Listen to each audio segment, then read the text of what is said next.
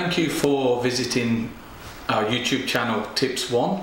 Today I'm going to be speaking about the Tier 4 child visa.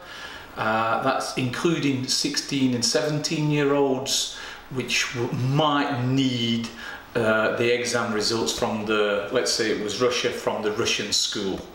Today I'm going to be speaking as if I'm a Russian child attending a British school. So the first thing you need obviously is a letter from the school which is called a CAS, and that will have all the details on there, what you have to pay, what you've already paid. It'll have your passport details on there. It'll have the highly trusted sponsor license number, so it'll show their details, and it will also have the CAS number which is required for the online application and for the appendix. The appendix is handwritten. Now, the other thing that you need if you're a child, you need the birth certificate to show both your parents. You need a letter from the parents just to say that they agree to you studying. Let's say you were studying at Bromsgrove School, they would need a letter to say that they agree to you studying there and that they're aware of the care arrangements in place, reception on arrival at the airport, just a short letter signed by both parents. You also, if you was applying from Russia, you need a notarized permission to travel. The last letter doesn't need to be notarized, but this letter does. It just says that you can travel unaccompanied to the UK and study there. It's a standard letter. Any notary knows about it. If you were applying in India or Pakistan, you know, different rules might apply.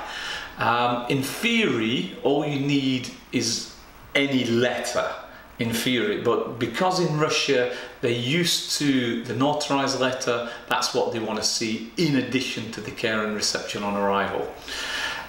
We also need to see a copy of the international passports of the parents with the photograph and signature, so that the entry clearance officer can compare the signatures. So when you sign that letter, to show that it's you, they need to see a copy of your passport. In Russia, you need a TB test from an approved test center. There's only one in Moscow, so it has to be an approved, otherwise it will be invalid. That is if you've been living in Moscow more than 6 months, or in Russia more than 6 months. Let's say you've been studying in the UK and you came back for a 2-3 month holiday to Russia and you wanted to extend the visa after already studying, then you don't need the TB test. You need a bank letter or bank statements which must be stamped on every page, confirming that the funds have been there more than 28 days. So let's say you have you've paid, let's say you have to pay £30,000 education. You've already paid £10,000 deposit and you've got £20,000 to pay, which covers boarding and education. For that £20,000 you have to pay, you must have a letter from the bank, and preferably as well bank statements, saying that the funds never fell below £20,000 during the past 28 days.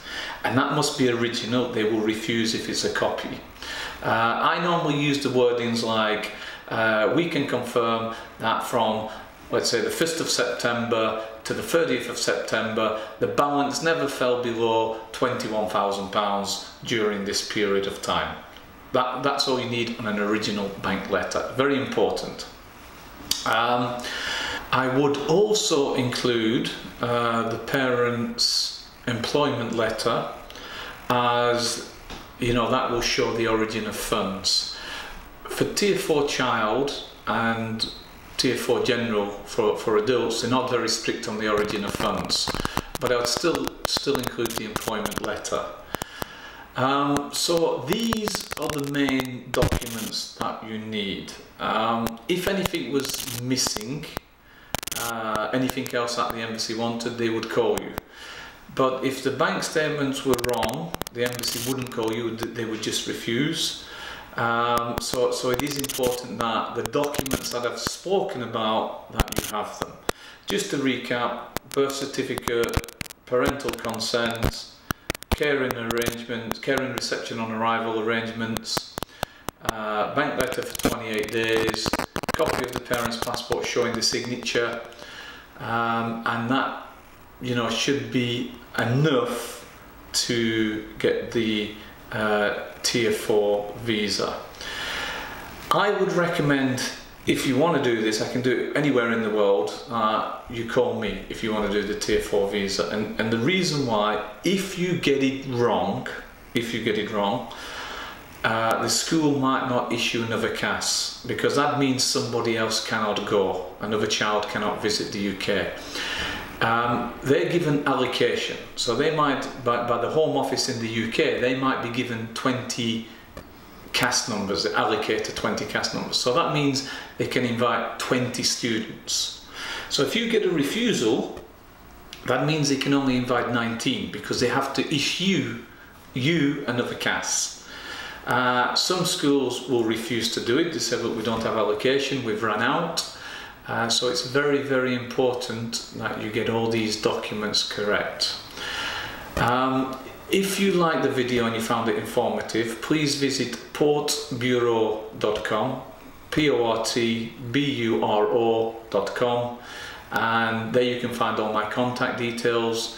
And please subscribe to our YouTube channel. We do need subscribers. It is free information, it is accurate information, so please subscribe. Thank you very much, guys. Thank you.